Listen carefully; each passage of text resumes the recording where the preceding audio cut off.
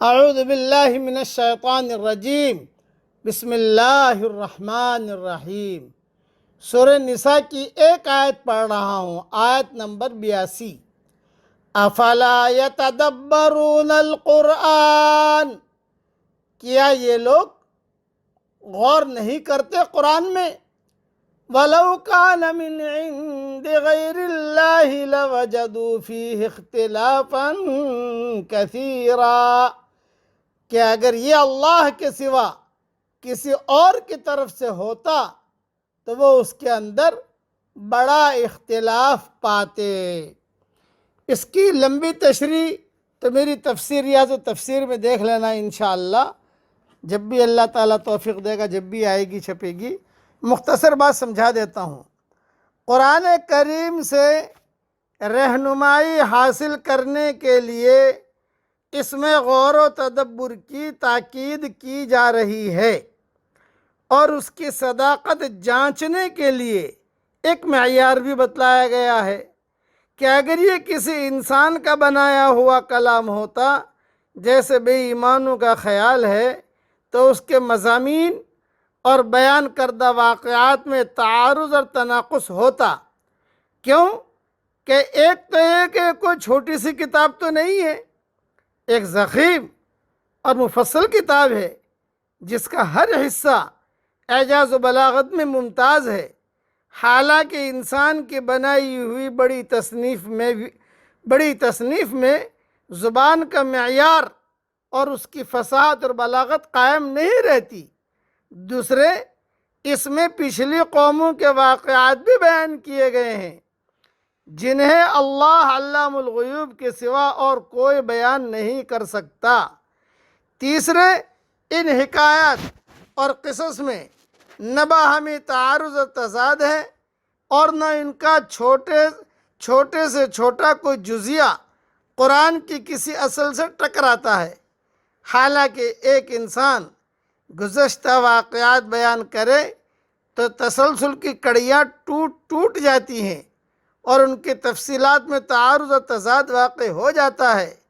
قرآن کریم کے ان تمام انسانی کوتاہیوں سے مبرہ ہونے کے صاف معنی یہ ہیں کہ یہ یقیناً کلام الہی ہے جو اس نے فرشتے کے ذریعے سے اپنے آخری پیغمبر حضرت محمد صلی اللہ علیہ وسلم پر نازل فرمایا ہے۔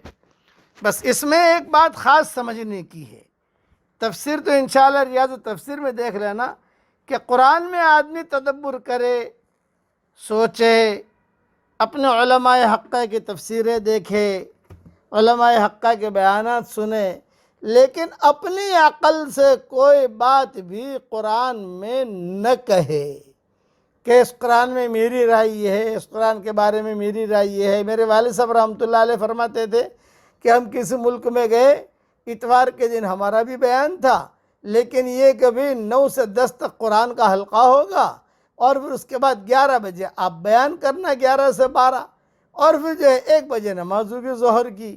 تو ہمارے والد صاحب رحمۃ اللہ علیہ فرماتے تھے بھئی ہم لوگ بیٹھے تو ایک صاحب آئے اور جو ہے کئی عورتیں بھی آئیں، کئی مرد بھی آئے، اور بیٹھ کر قرآن کھول کے بیٹھ گئے اور ایک آیت پڑھی، اور ایک آیت پڑھ کے وہ پوچھ رہے ہیں کہ واٹ از یور اوپینین، آپ کی کیا رائے ہے اس آیت کے بارے میں؟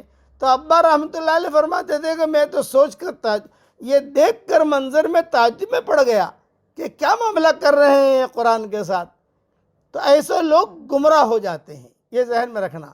قرآن شریف بہت بڑی امانت ہے، اس لیے سلف صالحین کے پیچھے ہی چلنا پڑے گا۔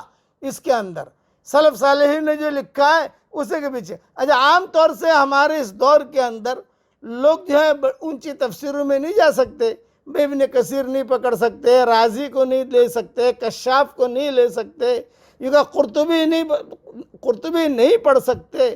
یہ بڑی بڑی تفسیریں ہیں جو علماء نے لکھی ہیں، بڑی محنتی کی انہوں نے۔